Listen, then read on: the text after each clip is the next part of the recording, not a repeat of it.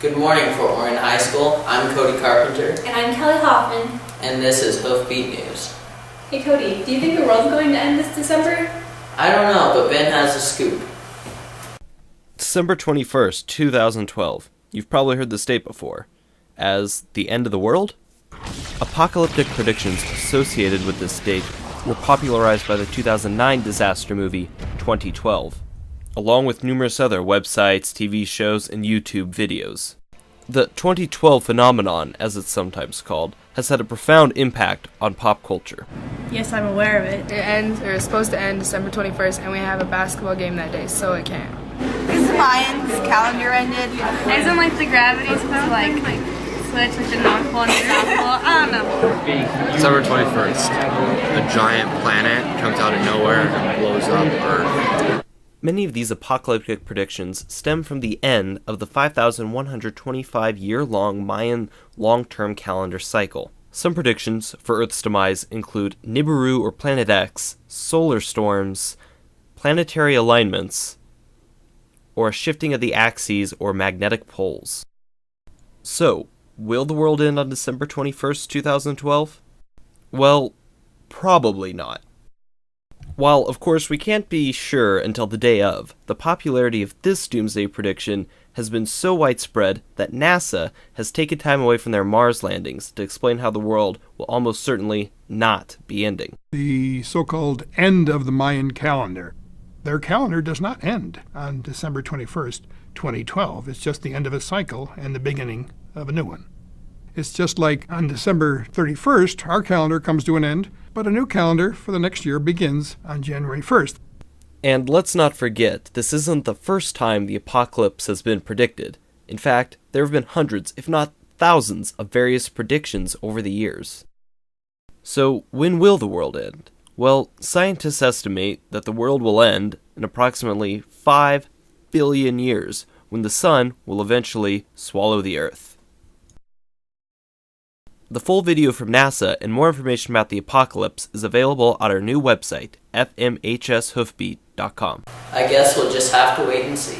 Hey Cody, what's on your bucket list? Well, I want to go skydiving, bull riding, maybe drive some Ferraris. But Ariana looks at other people's wishes for a bucket list. A bucket list is a list of things people want to do before they die. I asked several people from FMHS what's on their bucket list.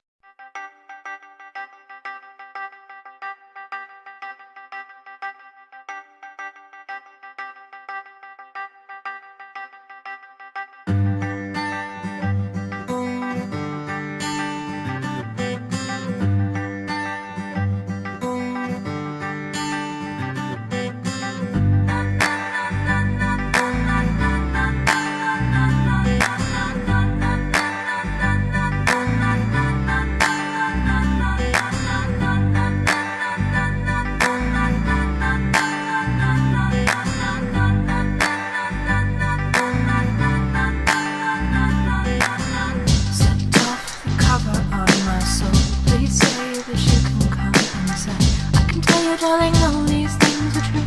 She told me she can't wait to find you. What's it gonna take to make you see? What's it gonna take for you to believe me? That I'm deep inside the part that never dies, that never still believes in life after death.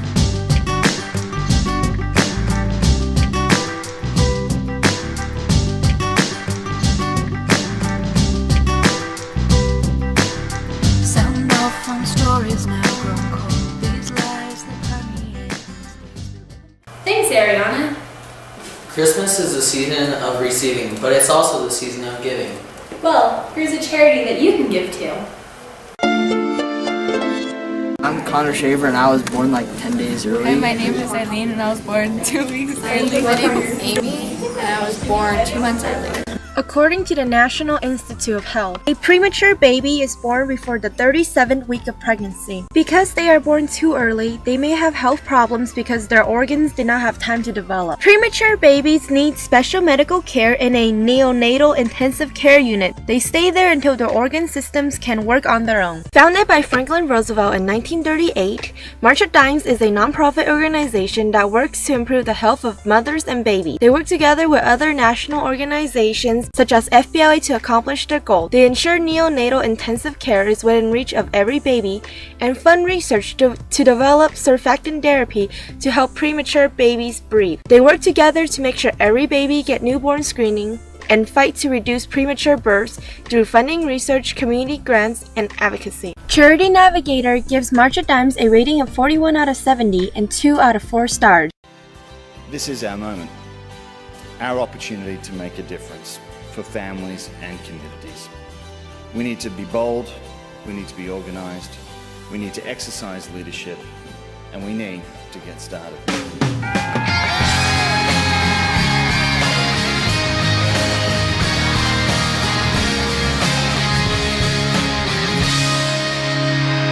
Thanks, Jen.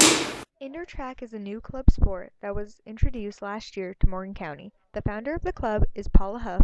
Indoor track athletes have the opportunity to compete in most of the events outdoor track offers, and also few outdoor track does not offer, like the 60-meter dash. Last year, the team was quite small and consisted of Fort Morgan, Brush, and Sterling athletes.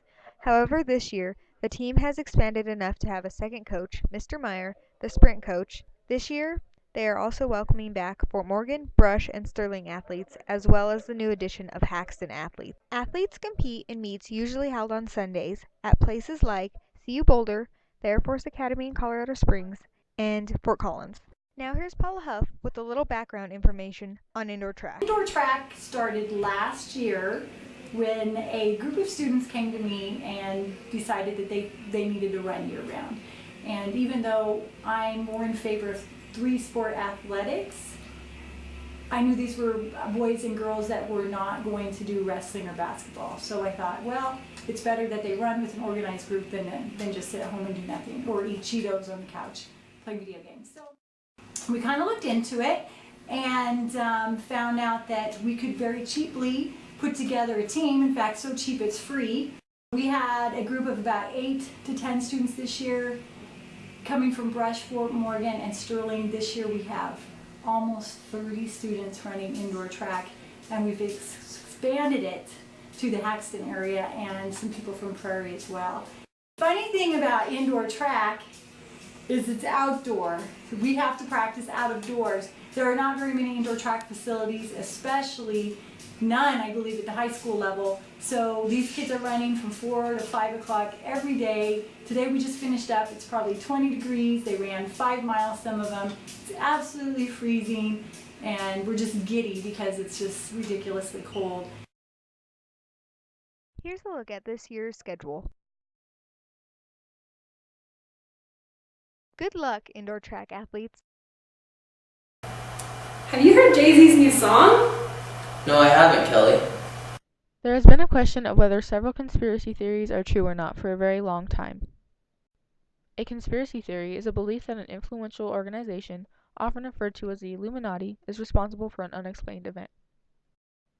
A couple of these theories include the government's control over the media and the planning of 9/11. Many people believe in these theories, and there is even a show called Conspiracy Theory that is shown on True TV. I asked around to see what people's thoughts were.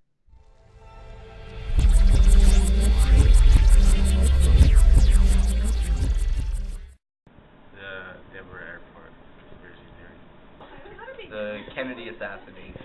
I've heard of several conspiracy theories, anything from the Apollo moon landings never actually happened on the moon. They were on a soundstage in Hollywood. I've heard of the second gunman with JFK, that the Soviets actually paid for JFK to be assassinated. Like Jay-Z, Rihanna, just a lot of artists nowadays.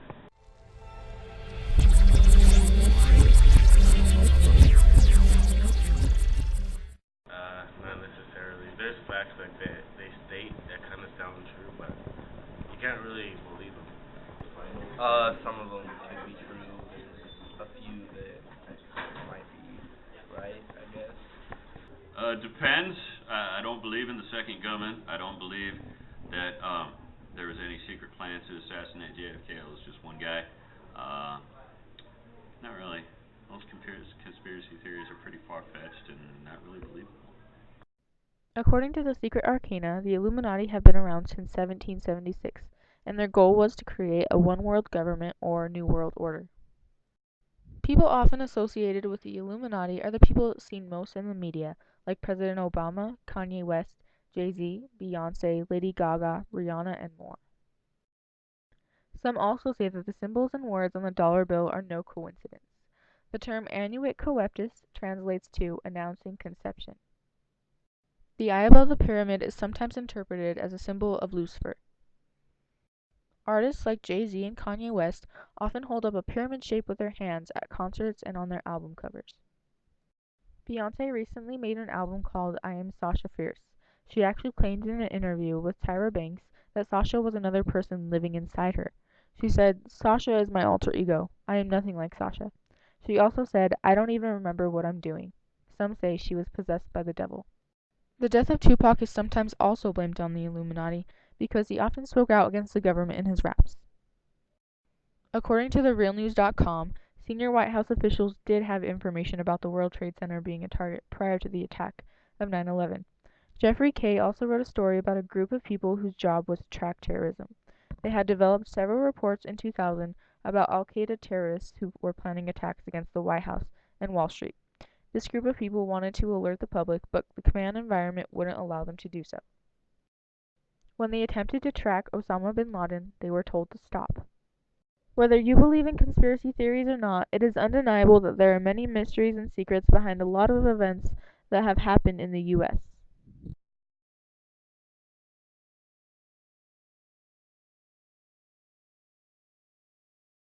Thanks, April. It's the end of the semester, and almost all seniors have developed a rare disease called senioritis. Brayden has an inside look at this disease. Senioritis. I guess senioritis would be probably when you really don't feel like doing anything anymore. At the end of your senior year, just becoming more and more lazy, not wanting to do anything. You don't want to go to class anymore, so you cancel everything out of your head. Realizing that you're just about to be done with grade school. When seniors become lazy and no longer want to be at Fort Morgan High School. Get me out of here. Senioritis is defined as decreased motivation towards studies displayed by students who are nearing the end of their high school careers. Symptoms include slowness, procrastination, apathy regarding schoolwork, and a tendency towards truancy. I asked a couple seniors some questions on the terrible disease itself. Do you have senioritis? I'm getting there, it's coming in shortly. It's starting to set in, yeah. Yeah. I definitely have that. Yeah. In what classes do you have it the most? I pretty much have senioritis in 6th hour, since I don't have a 7th hour. That's the one class that I just don't want to go to, because I just want to go straight to work, go home. All of them except for zoology and chemistry. Math, pre-calc's gonna kill me. Algebra and AP English, sometimes. Mostly math and English. Do you have any advice to give to the juniors to help them avoid it? Get your homework done, don't let that crap get to you. Don't take all easy classes, and try your hardest even though it sucks, but you just have one more year, so push through it. Keep your grades up. Try as hard as you can. Try not to get behind, I guess, really, on anything. Is there any way to avoid getting senioritis? Avoid it, a lot of coffee in the mornings. I don't think so. I think it's just a natural thing that's going to come and hit you eventually. Entirely? No. Try your hardest not to get senioritis. Thinking about getting a job anytime soon? I'm not quite sure. Kelly takes a closer look.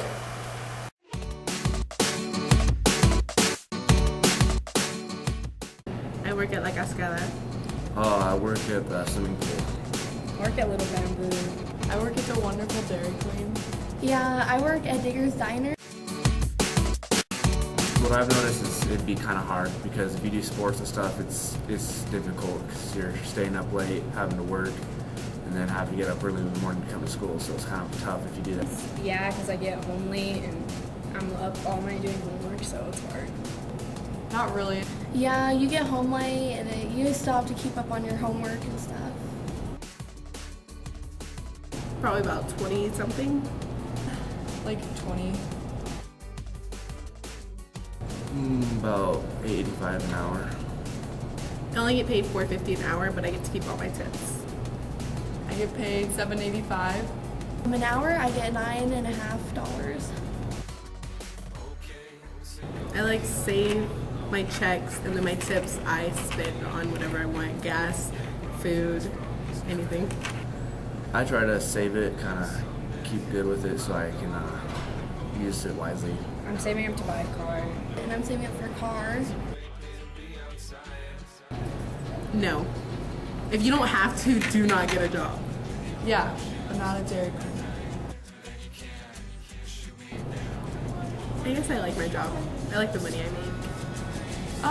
Most of the time. It can be a good time, depending on who I'm working with.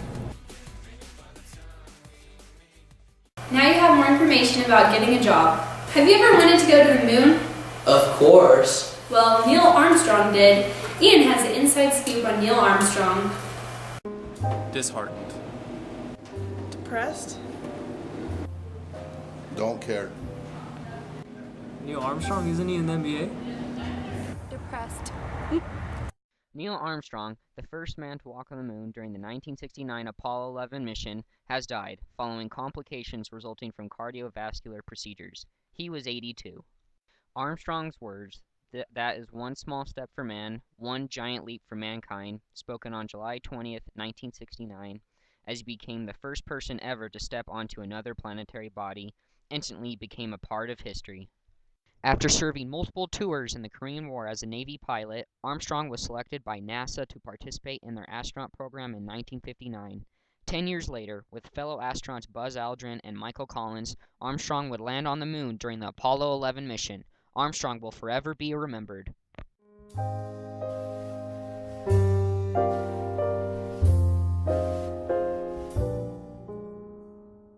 Thanks, Ian. Leslie has more information on the upcoming Christmas play. Every year, the FMHS Drama Department puts on many student-directed shows. This year's Christmas play is directed by Lizzie Vineset and J.R. Mylander. I talked to Lizzie Vineset to learn a little bit more about the play. I'm Lizzie Vineset, and I am directing the student-directed Christmas play titled The Rented Christmas. The story is about a woman named Ann Weston, and she owns a rent shop. And a man named John Dale comes in, asks her to rent a Christmas and to get a family as well.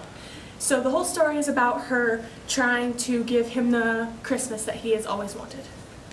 When is the show and how much is it? The show is Friday, December 14th. To get in, it is $2, or you can bring something for the drive like books or things for pets or anything like that, and you can get in for free. Please come and support us. Make sure to come watch and support your FMHS Drama Department. Make sure to stop on by. Kelly, where do you want to go to college? I'm thinking about CU Boulder. In California. Maybe to go to UCLA probably. I got accepted to UNC with an academic scholarship, and I plan to go there for 4 years and get my bachelor's in nursing. 3.46.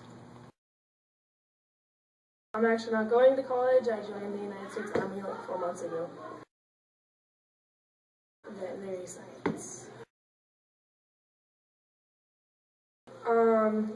Now it's actually gone up. You have to be able to pass the ASVAB, which is a military test. You have to be physically fit, and you do PT tests, and you can't have a criminal record or any kind of criminal background, and if you do, you have to go through a ton of paperwork processing. Other than that, it's pretty easy. I'm undecided, but I've applied to a couple of schools out of state. Grand Canyon University and Texas Christian University. I want to major in biochemistry. Well, hopefully everyone has a good time choosing the right college for them. What's going on in the Middle East, Kelly? I don't know. Let's find out. Well, it's a terrible situation, and I hope it gets better. On November 14, 2012, Israel launched an air campaign against targets associated with Hamas, the hardline Palestinian party that has ruled Gaza since 2007. It was the first major conflict between the two since Israel's Operation Cast Lead killed about 1,400 Gazans in 3 weeks of air and ground assaults in response to repeated rocket fire starting in December 2008. Since then, the two sides have observed and informed an uneasy ceasefire. In recent months, the number of rockets fired into southern Israel by militant groups in Gaza had risen. Hamas had mostly held its fire while it struggled to rein in those groups.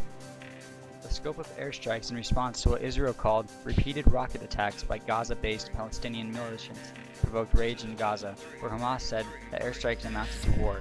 They responded by firing hundreds of rockets into Israel, including some aimed as far away as Tel Aviv. A ceasefire was announced on November 21st, to be followed by broader talks through plans for that remained vague.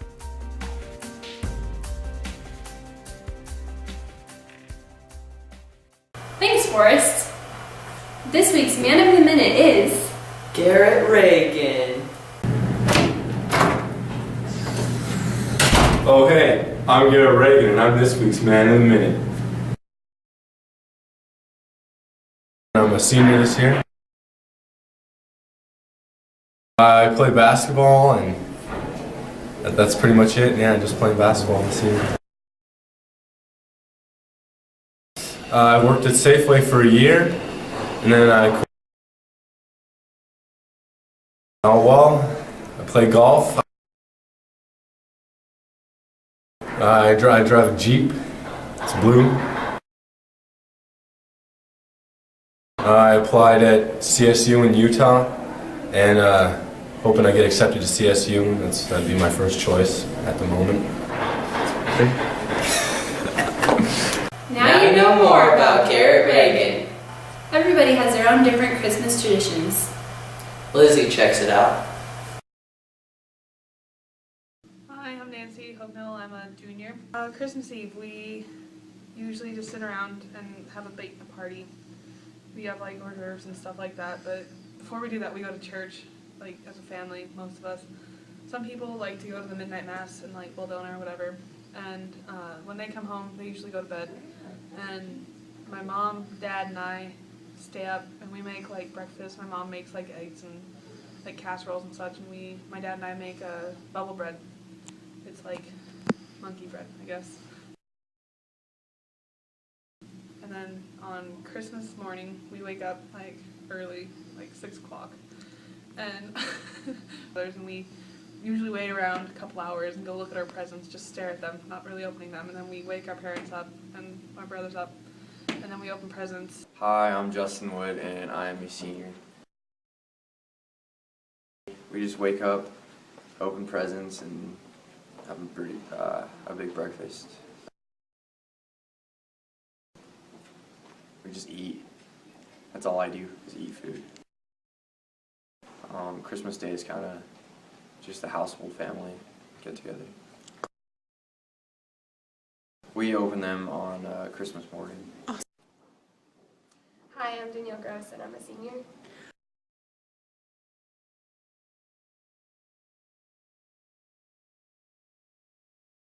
All of my family comes out to our house and we read the Christmas story, and then we eat cookies, and then we go to a worship service at 11 o'clock and we get to light candles and all that good stuff. Thanks, Lizzie. Have a fun Christmas break. Have you heard about that new religion? What religion? Scientology. Here's Chad with the story. And ladies and gentlemen, that is how most Americans feel on the case of Scientology. They're not really sure what it is, but I'm here to bring you the information. I'm here to bring you the facts, and this is my story, in depth, on Scientology. The guy who created Scientology immediately said that it was fiction. From what I've heard, you have to actually pay to be a part of the religion. Did you also know that to move up in the religion of Scientology, which, remind you, is like the church you and me attend, you have to pay money. Real, cold-hearted cash to be in their ranks. And that, ladies and gentlemen, is where the true story lies. And the fact that you must pay money to be a Scientologist. I appreciate it, Chad. I hope you all enjoyed this week's episode of Hoofbeat News. I'm Cody Carpenter. And I'm Kelly Hoffman. Signing off. Stay classy, Fort Morgan.